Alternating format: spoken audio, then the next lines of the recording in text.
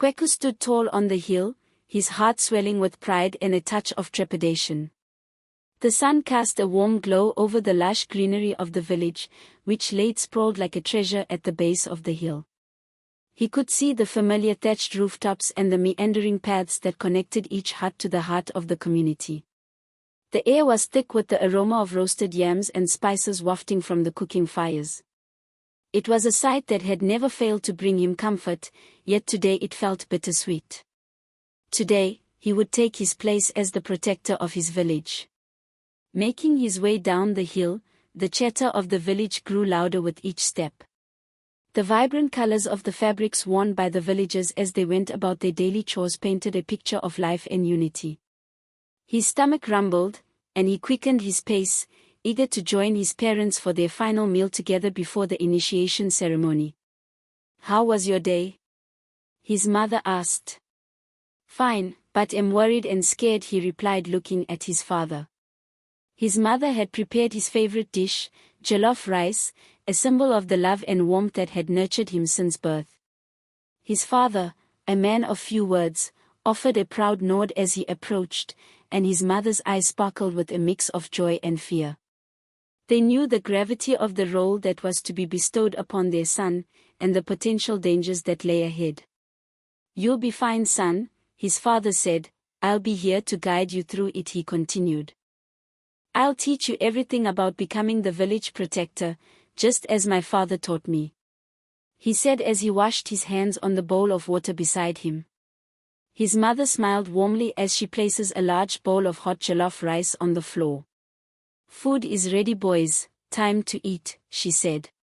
Seated on the floor of their simple hut, the three of them shared the steaming bowl of rice, their fingers stained red from the palm oil and tomatoes. The conversations were light, filled with laughter and the sharing of memories. His parents spoke of the day he was born, the mischief he'd gotten into as a child, and the moments that had made them proud. They avoided the topic of the impending ceremony, the silence surrounding it speaking louder than any words could. Yet, as they ate, Kweku felt a bond with them stronger than ever, a bond that fueled his determination to protect their way of life. Once the meal was finished, Kweku walked to the village river, a place that had been his sanctuary since he was a boy. He sat by the bank, tossing stones into the gently flowing water. The rhythmic splash served as a soothing lullaby to his racing thoughts. "Will I be able to protect my people? Am I ready for this?" He cupped his hands, scooped up the cool liquid, and splashed it onto his face, feeling the droplets trace down his cheeks and neck. It was a moment of solace, a silent promise to the river spirit that he would not disappoint those who had chosen him to bear this great responsibility. The day grew darker as the sun dipped below the horizon, and Kweku was summoned to the village square. The square was illuminated by the flickering flames of torches, casting long shadows that danced on the faces of the gathered elderly men dressed in white. These were the guardians of the village's ancient wisdom, the ones who had recognized the latent power within him. With a deep breath, he stepped forward to meet his fate. The elders began to chant, their voices rising and falling in a harmony that resonated within Kweku's soul. He felt the energy of the earth surge through him, and his eyes and hands began to glow with an unearthly light. The power was intoxicating, and he knew that his life was about to change forever. He had become the sacred village protector. Just as the final chant echoed into the night, the serenity of the moment was shattered by the cackling laughter of the evil entities called Tazandi, that had long been whispered about in hushed tones. They had come to challenge him, to test his worthiness. Panic gripped Kweku's heart, but he steeled himself for the confrontation. He knew he had to protect his people. The creatures approached, their forms flickering in the torchlight. He had to act quickly. The thought of his parents' safety spurred him into action. He sprinted into the night, leading the entities away from the village and into the dense, foreboding forest that lay beyond the village's border. The forest was a place of ancient magic, a place where time was said to bend to the will of those who dared to venture within. Little did Kweku know that his flight from the evil spirits would lead him to a destiny far beyond the confines of his village. Breathless and sweating, Kweku stumbled through the underbrush, his eyes and hands still aglow. The energy was unpredictable, and he hadn't quite mastered the art of controlling it. As he neared a clearing, he felt a peculiar tingling in the air, a sensation he had never encountered before. Without warning, the very fabric of time and space around him began to warp and twist, opening a shimmering portal before him. What is this? He asked himself, shocked and surprised. The malevolent spirits grew closer, their shrieks piercing the night air. In a desperate bid to escape, Kweku leapt into the portal, feeling the world around him stretch and contort like a nightmare come to life. The last thing he heard was the angry snarls of the Tazandi before the portal snapped shut behind him. Kweku tumbled out of the abyss and onto a hard, unyielding surface. Blinking against the sudden brightness, he found himself lying on a road in the middle of a bustling, unfamiliar landscape. The quiet whispers of the forest had been replaced by the deafening roar of engines and the glaring lights of metal beasts that moved without the grace of any animal he had ever seen. Cars, the villagers had called them in their tales of the outside world. He looked down at his near bare feet, feeling the heat from the ground radiating up through his body. He was in a place of concrete and steel, towering structures that seemed to reach for the stars, and a cacophony of sounds that assaulted his senses. Disoriented and alone, Kweku stumbled to his feet, his eyes wide with wonder and fear. The smells of this new world were foreign, the air thick with exhaust and 100 unidentifiable odors. He had no idea how to navigate this alien environment. His stomach growled, reminding him of his human needs. Spotting a shopping mall in the distance, he made his way there, hoping to find food and shelter.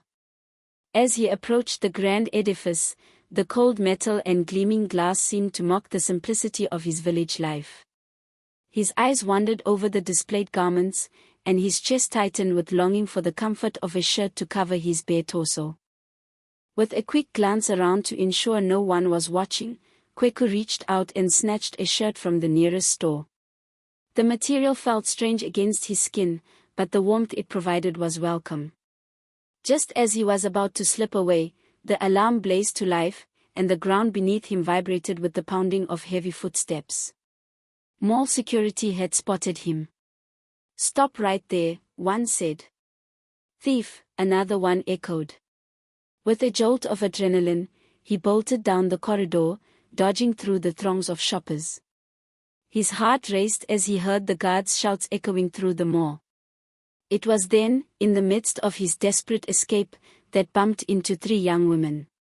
2 of them, Nene and Temwe, alarmed by the commotion, shrieked and moved away. "Get away, you smelling pig," Nene said. While Temwe glared at him angrily. But the third, a girl named Tunika, saw the terror in his eyes and offered a gentle smile instead. As he tripped and fell, she was there to help him to his feet, and in that moment, she became the first person of this strange new world to show him kindness. "My name is Tunika," she said. "Come with me," she continued. "No, he's not," Temwe said angrily. "He's coming, so deal with it," Tunika said authoritatively. "Well, I can't be seen with widows," Nana said. And with that both she and Temwe left angrily, while glaring at Kweku from behind. Kweku looked at Tunika closely. She was indeed very beautiful, with long hair and curves in all the right places. He found himself being ushered into Tunika's car, the door slamming shut just as the security guards rounded the corner. Tunika's eyes met his in the rearview mirror. "You're not from around here, are you?" she said, her voice lilting with a melody that soothed his racing thoughts. He managed a weak smile, unsure of what to say. Her car was a marvel to him. The world outside the windows was a blur of lights and colors, a stark contrast to the quiet simplicity of his village. As Tunika drove, she spoke to him, her words a gentle patter against the backdrop of the city's symphony. She spoke of the wonders of technology, the vastness of the city, and the endless opportunities that awaited those brave enough to seize them. Kweku listened, his mind racing to comprehend the sheer scale of the world beyond the village. The car glided to a halt in front of a towering building, and Tunika turned to face him. "You can stay here, but I'll take you to a place where you'll be safe. A place where you can learn and grow without fear." Her eyes shone with a warmth that reminded him of his mother's. They entered an apartment filled with glowing screens and devices that hummed and buzzed. Kweku was in awe, feeling like a child who had stumbled upon a treasure trove of wizardry. Tunika's home was unlike anything he had ever seen. She offered him a shirt and a pair of shoes, which he gratefully accepted. As he dressed, he caught a glimpse of himself in the mirror. The reflection that stared back was that of a man out of place, yet strangely at ease. The soft fabric of the shirt and the comfort of the shoes brought him a semblance of normalcy amidst the chaos. He was a village protector in a city of tomorrow, and the journey ahead was fraught with the unknown. But for now, in the sanctity of Tunika's embrace, he felt a glimmer of hope. His eyes glowed softly, and the energy within him thrummed with anticipation. The protector of the ancient village had arrived in a new era, and he was ready to face whatever destiny had in store for him. The days turned into weeks, and Kweku began to learn the ways of the city. Tunika, with her boundless patience and generosity, became his guide. She taught him the language of the future, the etiquette of the urban, and the art of blending in. He discovered that his powers grew stronger in this new environment, fueled by the electrical currents that coursed through the city's veins. The concrete canyons and steel giants were alive in a way that the forest had never been, and he found that he could manipulate the very fabric of this new world. His eyes and hands glowed brighter, and his control over the energy grew more precise. He was no longer the untamed force he had been in the village, he was becoming a master of his own destiny. Their bond grew stronger as they explored the city together. Tunika showed him the beauty of the city. In return, Kweku shared stories of his village, of the simplicity of life in harmony with the earth, and the wisdom of his ancestors. He spoke of the village's rhythms, the ancient ceremonies, and the whispers of the spirits that guarded the forest. Her eyes would widen with fascination, and she would listen with rapt attention, often asking questions that made him view his world with new eyes. One day, while having lunch of fried rice and chicken with Tunika. "You can cook very well," he said. She smiled shyly. "You said you will take me somewhere, to learn how to control this," he continued as he raised his glowing hands.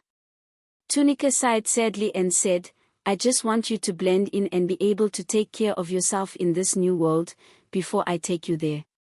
But I'll miss you though," she added. Both finished lunch in silence.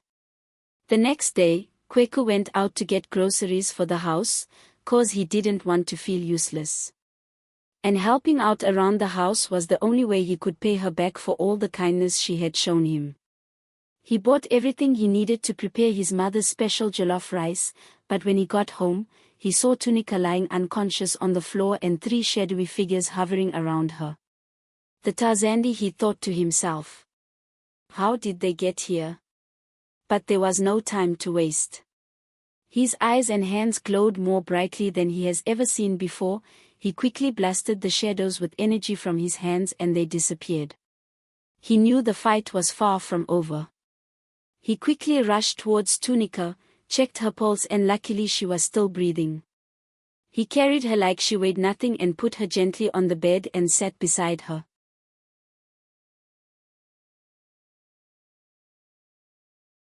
If you enjoyed this video, don't forget to like, share, and subscribe to my YouTube channel for more stories from different countries.